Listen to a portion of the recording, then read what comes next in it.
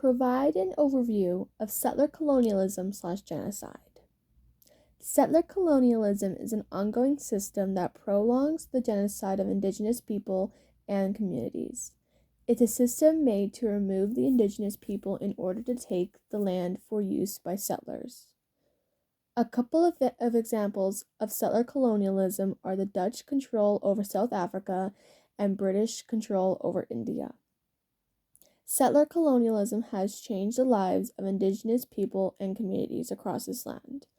It's a big change, which is certainly not for the better. Colonizers have benefited from certain changes in society. The ones who suffer the most are indigenous people. They have been continuing to face many injustices throughout time. People continue to ignore the genocide amongst the indigenous peoples. Describe the impact that settler colonialism, genocide had and continues to have upon indigenous people and communities across these lands and territories. Settler colonialism has drastically impacted the lives of indigenous people across the land. Forms of violence was normalized in residential schools.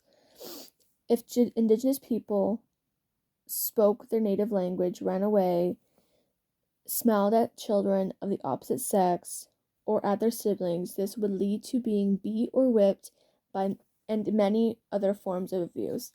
Some survivors accepted the violence as a normal thing because of their trauma.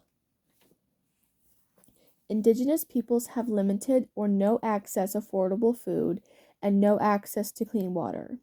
Indigenous people still face oppression such as racism, white supremacy, and capitalism. There are still ongoing theft of land and territories. Provide an overview of anti-colonialism and decolonization. Anti-colonialization is a resistance movement against colonial and imperial powers.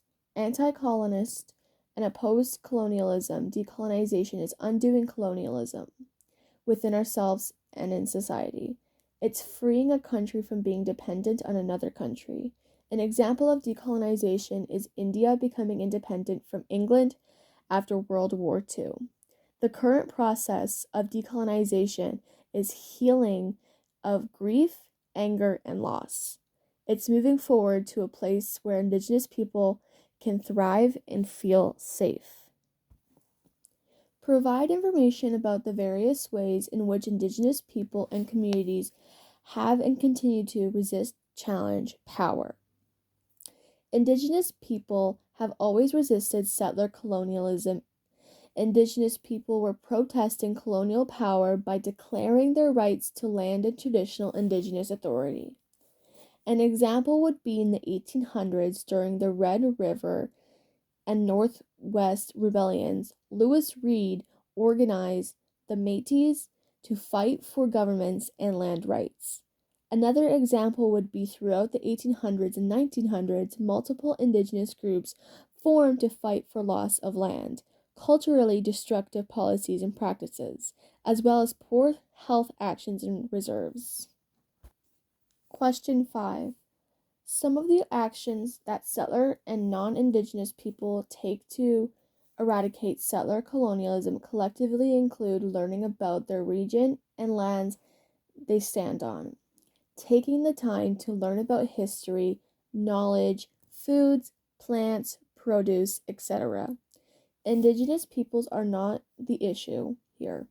It is the people who revolve around them, which in this case would be the colonizers. See, indigenous are not any different from people.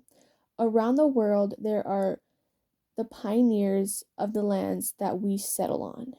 We should be treating them respectfully, taking 20 minutes to learn the difference between Indigenous, First Nations, Aboriginals, Métis, and Inuit. Some things you can do to learn is purchase an item from Indigenous artists. For instance, if you are interested in owning a dreamcatcher or a pair of moccasins, find an Indigenous artist who can craft these items for you and provide you with information about it. Support Indigenous parents by learning the issue that they face with which are often scenarios that settler Canadians take for granted. For instance, the use of Indigenous names on government documents and how that they can be problematic, but also how these issues can be resolved by speaking out.